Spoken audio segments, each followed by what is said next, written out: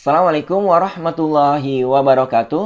Oke, teman-teman, di kesempatan kali ini kita akan membahas contoh permasalahan pengujian hipotesis selisih rata-rata bagi dua populasi independen, di mana kriteria permasalahannya variansi populasi dianggap sama antara dua populasi tersebut, kemudian ukuran sampel populasi pertama dan yang kedua itu kurang dari 30. Oke, contohnya seperti ini. Sebuah lembaga konsumen melakukan suatu percobaan untuk menguji rata-rata ketahanan ban mobil dari dua merek yang berbeda. Misalkan populasi pertama adalah ban bermerek A dan populasi kedua ban bermerek B. Dari setiap populasi ban tersebut diambil sampel sejumlah ban baru dan diuji dalam sebuah mesin simulator sampai ban tersebut pecah. Karena biaya untuk percobaan tersebut relatif mahal, maka diputuskan untuk membatasi jumlah sampel ban mobil yang digunakan. Dari percobaan tersebut diperoleh data tentang jarak tempuh ban pada saat ban tersebut pecah sebagai berikut dalam ribuan km. Ban A, ini ya sampelnya yang diambil ya teman-teman, ada 1, 2, 3, 4, 5, 6, 7, 8. Sedangkan ban B, sampel yang diambil ada 1, 2, 3, 4, 5, 6. Oke, jadi hanya diketahui data sampel dari ban A dan ban B. Maka secara mandiri kita harus menentukan rata-rata sampel A dan rata-rata sampel B. Diperoleh untuk sampel A 10,4148, kemudian rata-rata sampel B 9,7416. Kemudian kita juga perlu menghitung variansi dari masing-masing sampel. Ternyata diperoleh sampel A, variansinya 0,6736. Kemudian variansi sampel B diperoleh 1,2380. Ukuran sampelnya untuk sampel A 8, sampel B 6. Oke, jadi kalau kita review problemnya itu hanya memberikan data sampel ya teman-teman. Oleh karena itu kita harus menentukan rata-rata sampel sendiri, kemudian variansi sendiri, dan menentukan ukuran sampel sendiri. Kemudian di sini diasumsikan variansi populasinya sama. Oke, maka penentuan hipotesis ya, langkah yang pertama, kita tentukan H0, berarti mu1 dikurangi mu2 sama dengan 0.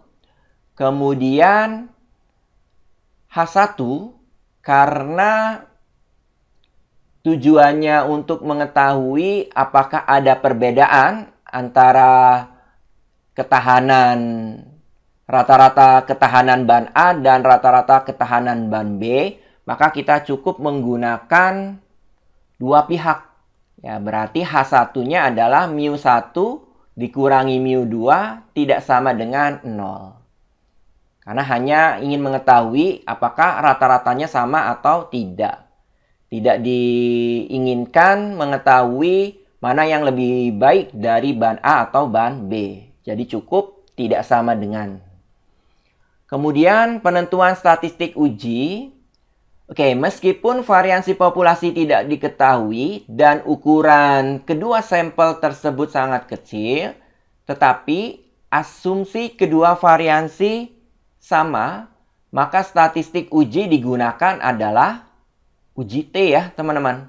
Karena di sini diasumsikan kedua variansinya sama. Maka kita gunakan uji T. Uji T rumusnya seperti ini. Kemudian ada parameter SP. SP-nya sendiri diperoleh dari SP kuadrat ya teman-teman. SP kuadratnya rumusnya seperti ini.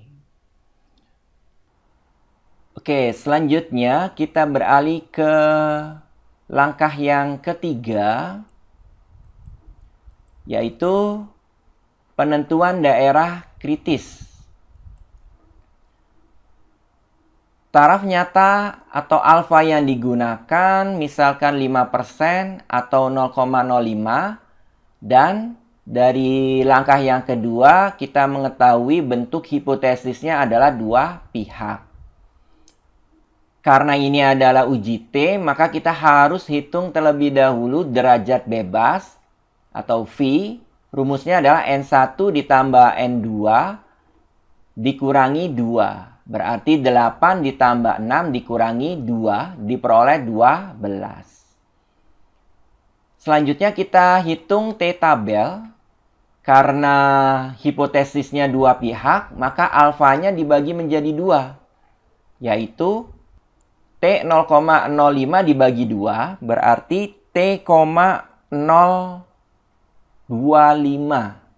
Nah, nanti teman-teman lihat tabel T dengan nilai alfa per 2-nya adalah 0,025, kemudian derajat bebasnya adalah 12. Diperoleh 2,178. Sehingga daerah penerimaan H0-nya T hitung ada di antara negatif 2,178 sampai 2,178. Oke ya teman-teman, mudah-mudahan cukup jelas. Berikutnya kita beralih ke langkah yang keempat. Penentuan nilai statistik uji dari sampel. Karena ini uji T, kemudian di dalam uji T itu ada SP, teman-teman harus hitung SP terlebih dahulu. Oke, rumus SP kuadratnya seperti ini ya, teman-teman. N1-nya 8 dikurangi 1, kemudian S1 kuadratnya 0,6736, kemudian N2 6 dikurangi 1, S2 kuadratnya adalah 1,238. Kemudian N1 8, N2 6 dikurangi 2. Setelah kita hitung, diperoleh SP kuadratnya adalah 0,9088. Oke, ini adalah SP kuadrat. Sedangkan yang kita perlukan adalah SP. Maka, kita cari SP sama dengan akar dari 0,9088. Diperoleh 0,9533. Inilah nilai SP. Oke, setelah kita peroleh nilai SP, kita substitusikan ke rumus T hitung. X1 barnya 10,4148, X2 barnya 9,7416, mu1 dikurangi mu2-nya adalah 0, kemudian SP-nya 0,9533, kemudian N1-nya 8, N2-nya 6. Setelah kita hitung, diperoleh T hitungnya adalah 1,308. Selesai langkah yang keempat. Ditandai dengan diperolehnya nilai T hitung, yaitu 1,308. Beralih ke langkah yang terakhir, langkah yang kelima, yaitu kesimpulan. Kita akan bandingkan T hitung dengan T tabel. Ternyata T hitung 1,308 kurang dari 2,1788. Nah, ini kalau kita interpretasikan, maka nilai T hitung terletak di daerah penerimaan H0. Maka H0 diterima. H0 diterima berarti mu1 dikurangi mu2 sama dengan 0.